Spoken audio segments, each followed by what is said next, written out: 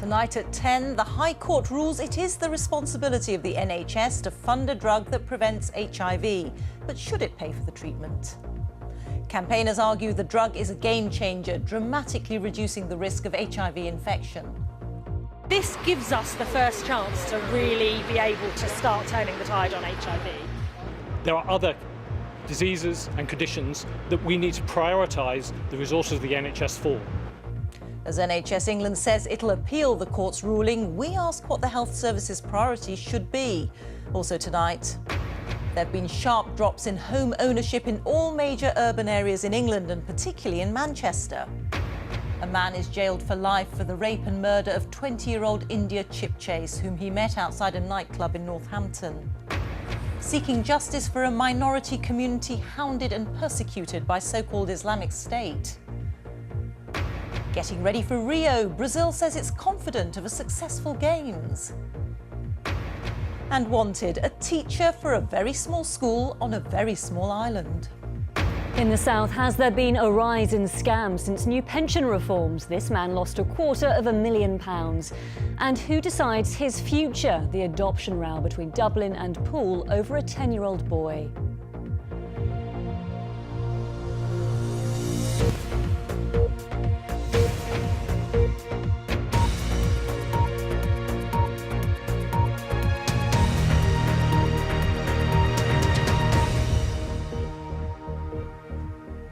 Good evening. The NHS in England has been told by the High Court that it can fund a drug that helps prevent the transmission of HIV, a ruling that's being celebrated as a victory by campaigners. The court rejected the health service's argument that the groundbreaking treatment, known as PrEP, should be funded by local councils. But the annual cost stands at an estimated £10 to £20 million, and the NHS has said it'll appeal the ruling. Here's our health editor, Hugh Pym. Sadiq's life was put on hold when he was diagnosed as HIV positive. Just a month before, he thought he'd be chosen for a trial of the drug now known to prevent infection, but he narrowly missed out. He's back now to his training as a circus performer and says the argument in favour of the drug known as PrEP is clear. That's one thing that I don't think we think about PrEP a lot, is it stops the transmission of the fact, but it also stops the transmission of the psychological effects of being diagnosed with HIV, which can and do destroy people's lives. PrEP is currently available in some other countries, including the US, France and Australia. The NHS argument is that in England, local authorities are responsible for sexual health and prevention, so they should pay for it. That was rejected by a High Court judge. The cost of the pills is up to £400 a month. The estimated annual bill for the NHS would be between 10 and 20 million. But campaigners say it's cost-effective because lifetime treatment for an HIV patient is around £380,000. If you ignore AIDS, it could be the death of you. So don't die of ignorance. AIDS is no longer the threat it was at the time of this advert in the 1980s. Thanks to new drugs, HIV patients are much less likely to develop AIDS. But campaigners say reducing the HIV infection rate is still a priority, and today's ruling is significant. We're really delighted, and it's such an important decision that could have such great impact for people at risk of HIV. Why do you say the NHS should pay to protect people when they could look after themselves by having protected sex? The majority of gay men do protect themselves by using condoms, and we know from studies that condom use among gay men is much higher than the general population. But as with the general population, often people aren't able to successfully use a condom every single time. The legal battle is far from over. NHS England says it'll appeal against today's High Court ruling. And even if that fails, it's under no obligation to fund the drug or do anything more than consider its cost effectiveness alongside treatments for other health conditions. PrEP, subject to the appeal, will be seen and considered alongside 13 other treatments, including treatments for children with cystic fibrosis, prosthetic limb loss and certain types of auditory implants. Cut them out. Yeah. Have a look.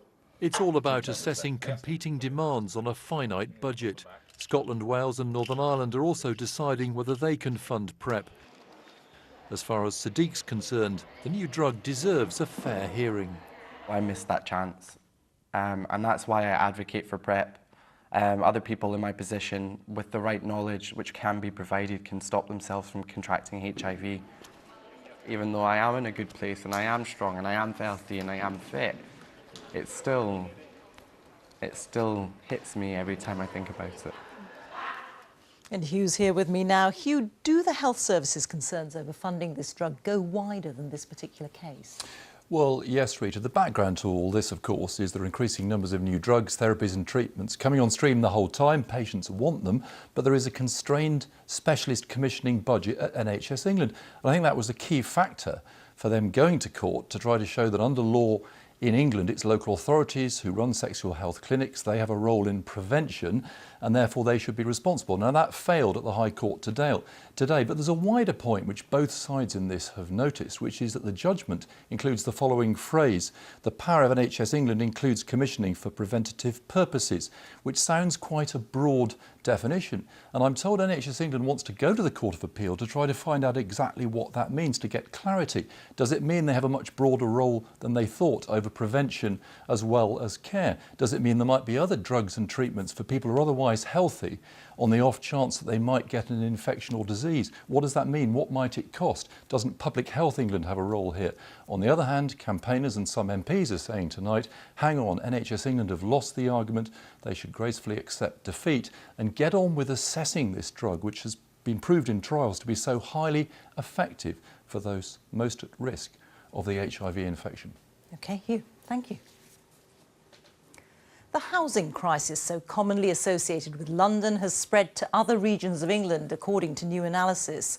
The think tank The Resolution Foundation says that areas in northern England and the Midlands are becoming increasingly unaffordable, with the proportion owning their own home falling most in Greater Manchester. Our home editor Mark Easton is in Salford and he sent this report.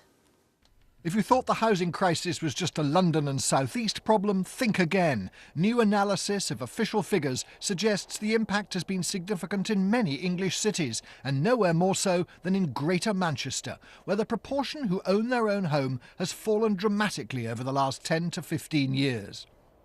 Welcome to Reservoir Street in Salford in Greater Manchester, a terrace which mirrors the story of inner city housing. When these homes were built just over 100 years ago, they would all have been for rent. Home ownership was only for the privileged few. Over the decades, many were bought by their occupants, but then as people left the inner cities, they fell into disrepair. Now, after a refurbishment, more than half are being rented again, mostly from private landlords. Phil rents in Reservoir Street. I've been trying to save for a fair few years now just to get the deposit together to buy. Unless your parents can help you really, these days it's so hard to actually save everything. I've noticed a few for sale signs. Who's buying? Well, my landlord is actually someone from London. A lot of people are coming up here to buy them because they're cheaper investments than anything down in London. And then renting them out to people like you? People like us that are renting them. It's had brand new carpets and painted it all throughout as well. Local estate agents say recent changes to stamp duty are deterring some buy-to-let landlords, but the market has been shaped by speculators. A lot of first-time buyers were being beaten to the punch by the investors, paying, a good price for a good property, and the first-time buyers just weren't getting a look in. Reservoir Street has another claim to fame. It featured in the titles of Coronation Street. When the soap opera launched back in 1960, most people in Manchester rented. 2 decades on, and Margaret Thatcher's right to buy legislation had made home ownership the norm. Home ownership in England peaked in 2003, but has fallen back since then. Social housing has also been declining, with the private rented sector more than doubling in size. There have been big falls in home ownership in Greater Manchester, in the West Midlands, and in West Yorkshire. In Scotland yesterday, the Scottish Government ended 30 years of right to buy for council tenants, saying it was important to protect and expand social housing. In England, they're extending right to buy and introducing schemes like starter homes, with ministers focused on reversing the decline in home ownership. We've helped over 300,000 people since we came in 2010 to get into home ownership, but the Prime Minister was very clear outside Downing Street when she took over that there's more to do, and she wants to ensure that people that work hard have a chance to own their own home. The government says it'll build 1 million new homes in England by 2020. But with the average house now costing more than 5 times the annual earnings of the average first-time buyer, home ownership looks likely to remain a distant dream for millions. Mark Easton, BBC News, Greater Manchester. 2 years ago, the self-styled Islamic State group launched an assault on Mount Sinjar in Iraq. Thousands of members of the ancient Yazidi community were trapped. Most of the men were executed and hundreds of women forced into sexual slavery. The attacks spurred the international community into military action against IS. Now, the BBC has been given exclusive access to a group of lawyers and investigators who are trying to bring the perpetrators to justice. Our security correspondent Frank Gardner went to meet them. On the run, dehydrated and terrified. Hundreds of Yazidi families fled for their lives when Islamic State fighters attacked their villages near Mount Sinjar, slaughtering the men. Many escaped, including those rescued by helicopter. But 2 years on, the women and girls who were captured on the ground are still enduring a living hell. Where is my Yazidi girl, demands this IS fighter. He and the others are discussing a modern-day sex slave market for Yazidi women and girls, some as young as 9. It persists today. Now investigators are working to identify those responsible. Here amongst all these boxes of documents, in a European capital that we've been asked not to name, is the evidence that war crimes investigators say points to the culpability of senior Islamic State commanders for the mass abduction and sexual slavery of hundreds, possibly thousands of Yazidi women in northern Iraq. We have hundreds of women that remain enslaved. And Bill Wiley is heading the investigation. One of the key perpetrators. His team's research into war crimes by IS, also known as Daesh, is being funded by Germany and Canada. What we have is a lot of evidence that there was a policy, an unwritten policy, that this was permissible. And the key for us is to establish the criminal responsibility not of Daesh as a whole, but individual leaders within Daesh. Tracing the Daesh or IS leadership's involvement in sexual slavery has identified over 40 slave owners and over 30 senior IS figures.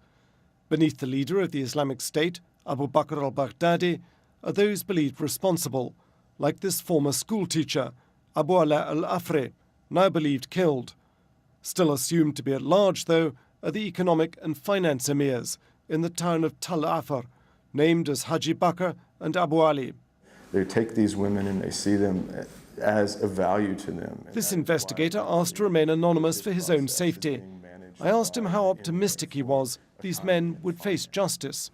Well, our focus today is to ensure that the failures of the past aren't repeated. And those failures of the past are that no evidence was collected during the conflict.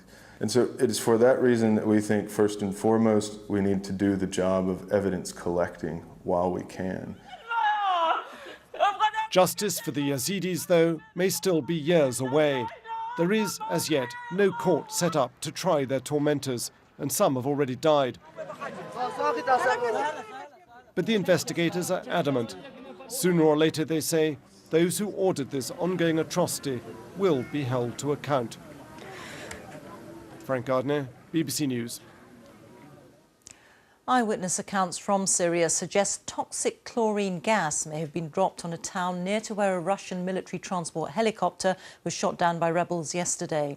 Dozens of people, including women and children, are believed to have been affected, but there are no reported fatalities. It's not clear who was responsible. More than 4,000 migrants have died across the world so far this year, according to new figures, an increase of more than a quarter on the same period in 2015. The International Organization for Migration says 3/4 lost their lives attempting to cross the Mediterranean.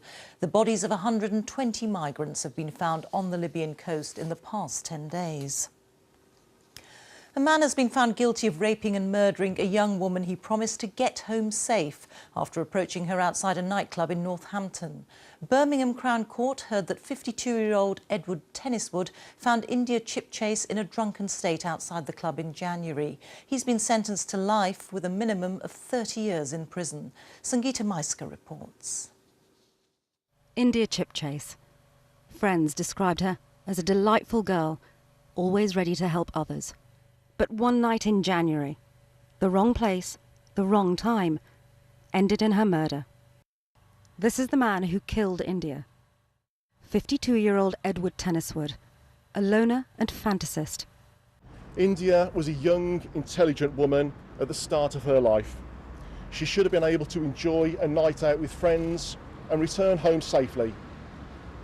It is clear that India was targeted by Tenniswood at a point in her life where she was most vulnerable and unable to defend herself. Tenniswood had been passing by this Northampton nightclub when he spotted India. She'd been on a night out with friends.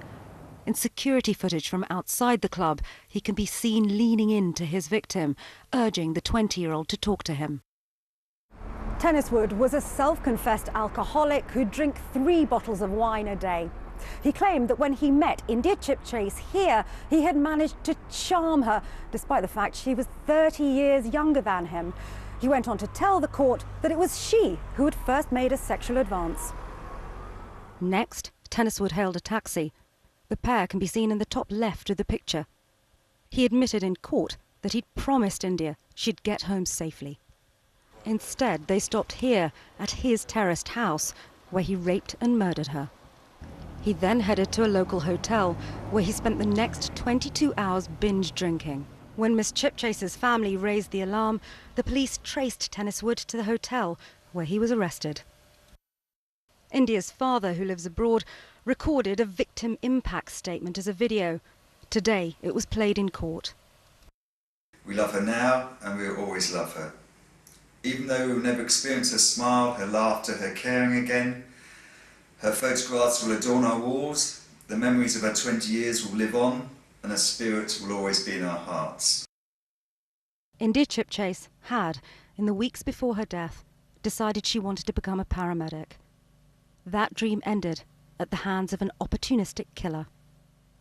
Sangeeta Maiska, BBC News, Birmingham Crown Court. Let's take a brief look now at some of the day's other news stories. Thousands of people have attended the funeral of the French priest killed in his church in Normandy by Islamist extremists. Father Jacques Hamel, who was 85, was murdered by 2 French teenagers who pledged allegiance to Islamic State. A man suspected of murdering a 6-year-old boy in Cambridgeshire 22 years ago has been arrested in Portugal after fleeing the UK while on bail. The body of Ricky Neve was found in woodland near his home in Peterborough. Extradition proceedings are underway. A group of MPs says the public should be told which BBC stars are earning more than the £143,000 salary paid to the Prime Minister. The Commons Culture, Media and Sport Committee is also recommending a separate 6 o'clock news for Scotland. The BBC says it's considering the idea and a decision will be made by the end of the year. The UK's new European Commissioner, Julian King, is to lead the EU's fight against terrorism and crime. Sir Julian's appointment must now be approved by the European Parliament. He replaces Lord Hill, who resigned following the Brexit vote in June.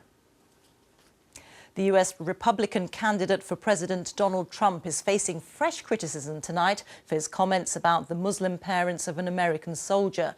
This time from the French President François Hollande, who said his words made him want to retch.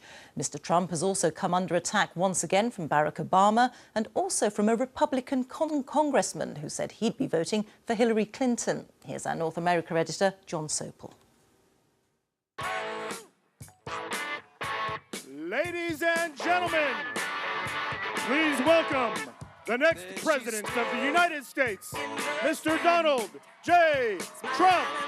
The music is all right now, but things have been very far from all right these past few days for Donald Trump after his damaging spat with the parents of a Muslim US Army captain killed in Iraq and decorated for his bravery. But today Mr. Trump was able to brandish a gallantry medal of his own, though it had been given to him by a vet who'd been injured in conflict. I always wanted to get the Purple Heart. This was much easier. But Mr. Trump would have never won a Purple Heart because, as the New York Times documents today, on 5 occasions he managed to avoid being drafted to fight in the Vietnam War. Unease on the Republican side has resulted in the first congressman jumping ship. Richard Hanna from New York said he's unfit to serve our party and cannot lead this country. While I disagree with her on many issues, I will vote for Mrs. Clinton. And today at the White House, the president piled in. I think the Republican nominee is unfit to serve as president. I said so last week, and he keeps on proving it. The fact that he doesn't appear to have basic knowledge around critical issues in Europe, in the Middle East, in Asia, means that he's woefully unprepared to do this job.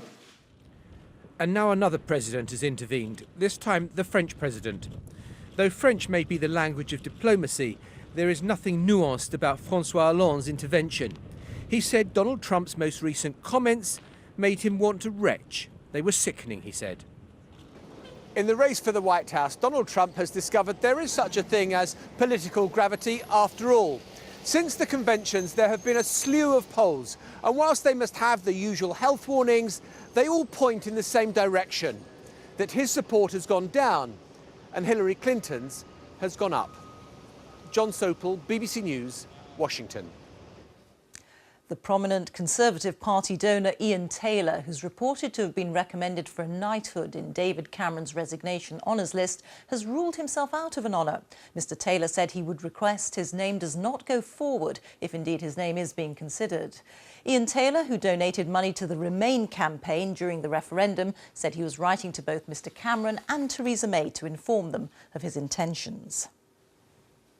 The first of a series of trials are taking place in China of more than 300 lawyers who were rounded up last year in a major crackdown by the government.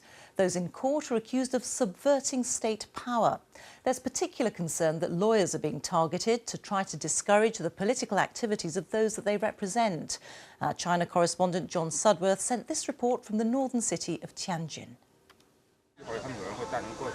With the police surrounding the court, we were not allowed to film. The heavy security and closed roads sure signs that the first in a series of highly sensitive cases was finally getting underway. Zhai Yanmin is a veteran human rights campaigner and one of around 20 activists and lawyers detained since the sweeping crackdown last year. His supposed confession has already been aired on state TV, and today he was the first of the group to be convicted on a charge of subversion. Yuan Shanshan's husband is a lawyer and another one of those detained. Many relatives have heard nothing for over a year, but as the trials begin, they're not even allowed to wait outside. Shanshan was sent home to Beijing, where a few hours later we caught up with her and her 4-month-old baby. It was only after my husband was arrested that I realized I was pregnant. They haven't let me see him since, so he may not even know he has a new baby, a baby that misses him. I haven't named her yet. I want him to do that. It is this targeting of lawyers and their families that gives rise to the suspicion that these cases are politically motivated, designed to send a warning to toe the Communist Party line. For many outside observers, including foreign governments, there is only one conclusion to be drawn from what is happening inside this court, and that is that China is engaged in an effort to ratchet up repression, to rein in dissent, and to cement one-party rule. Zhai Yanmin faced a maximum of life in prison today, but was instead given a 3-year suspended sentence. If that relative leniency is shown in the subsequent trials, it may be a sign that China is paying some heed to the international condemnation. John Sudworth, BBC News, Tianjin. Now, the first action in this year's Olympic Games starts tomorrow, ahead of the official opening ceremony on Friday. Common to other games, the build-up to Rio 2016 has been fraught. There's been the ongoing doping crisis and questions over security and infrastructure. Brazil, though, is confident that it will surprise the world. Wirra Davis is in Rio for us tonight. Wirra. Well, Brazil, of course, is in the middle of this political and economic crisis, and all those problems you mentioned will still be here after the athletes, journalists and visitors have gone. But Brazilians and people here in Rio in particular insist they are ready for the Games. Brazilians, of course, love a party and they love their sport. And don't forget, after the World Cup, this is the second time in 2 years that Brazil is preparing to put on a major international sporting event. Getting it right for Rio. They were such a big part of making the London Olympics a success and will be equally important here. 50,000 volunteers from across Brazil and across the world, including Suzanne from London, doing this for a second time. The atmosphere in London was incredible. The way it brought the whole people together, the people spoke on the tube, you know, everybody was friendly. There was a great vibe and a buzz. And I think here it's going to be probably even better because I'm actually going to be within the stadium. For Rio locals, or cariocas, like Rebecca Martins, it's a moment of pride. Estou muito animada, muito feliz. It's my city, my country, and I'm really excited, she says. The run-up to these games has been dogged by concerns about water pollution, the Zika virus and security. Some athletes have been training here for months, others are just arriving. By and large, they're happy. We've been relatively illness-free. We're confident we've got the right measures in place. We talk to sailing and rowing on a regular basis. They feel comfortable with the situation, so hopefully that's not going to be an issue. Rio has been transformed since it won the right to host the Olympics. New infrastructure and given a facelift after years of decay. The city's mayor told me it wouldn't have happened without the Games. The Olympics was never about, let's solve all the problems of the country. So these are things that we face, challenges that we still face, and this is a challenge for us Brazilians. It's not about the Olympics, it's about us, it's about getting a better country. The longest, probably most geographically diverse torch relay in Olympic history was designed to get this huge nation behind the Games. Sport is in the blood here, and some events will be more popular than others. But all attention is now on Rio, hoping these can be a truly memorable Olympics. Wirra Davis, BBC News, Rio. Now, beautiful beaches, wonderful scenery and a school where the class sizes are, well, very small. Now the tiny Hebridean island of Muck is having trouble recruiting a teacher for its only class in its only school. So parents are taking the matter into their own hands and have launched their own search for someone who can cope with the unique lifestyle that this Scottish island has to offer. Lorna Gordon reports now from the Isle of Muck. Are you not building a castle? No, Phil's Meet David, Jasper, Daniel, Kitty, Willow, Tara and Hugh. Almost the entire school roll on Muck. The new term starts in a fortnight and they still need a teacher, so their families have taken to social media to try to sell the job and the island. I'd want a teacher that knows how to garden, a teacher that knows how to, teach lots of things, and I'd like a fun, imaginative and happy teacher. Muck is the smallest of Scotland's small isles. It's one road a little over a mile from end to end. You won't find a classroom like this anywhere else. Idyllic in the summer sunshine, but in winter very different. The island can get cut off, sometimes for days, and the outgoing teacher says her replacement will have to come prepared. Some days there's a short distance from the school to the hall, and some days we wouldn't try that. It would be too windy to risk taking the children in that direction. So when we say good waterproofs, we mean really good waterproofs. The island's at the mercy of the weather and the Atlantic waters. Letters, food supplies and the doctor all have to come by boat. There are other rural and remote communities in Scotland which from time to time also have problems recruiting a teacher and then getting them to stay long term. And while there can be challenges in a place like this, there are also rewards. It's a beautiful island. There's a very, very good, strong sense of community, and everybody wants to, everybody helps each other out. That can be handy when a trip to the shop requires a near 20-mile ferry journey to the mainland. Life this remote is not an easy sell, and time's now tight till the new school year. It's going to be difficult for the kids. They've had such a wonderful teacher for the last couple of years that any uncertainty like that is quite unsettling, not only for the kids, for the community as well. The children will have supply teachers till a permanent replacement can be found. They know here that island life is not for everyone, but there's already been interest from across the world to the children's appeal online. They hope someone will fall in love with Muck and its school. Lorna Gordon, BBC News on the Isle of Muck. Newsnight's about to begin. Over on BBC Two in a few moments. Here's Emily. Tonight, how much will remain of Chancellor Osborne's legacy? We ask if the May government is out to wipe the slate clean. Join me now on BBC Two.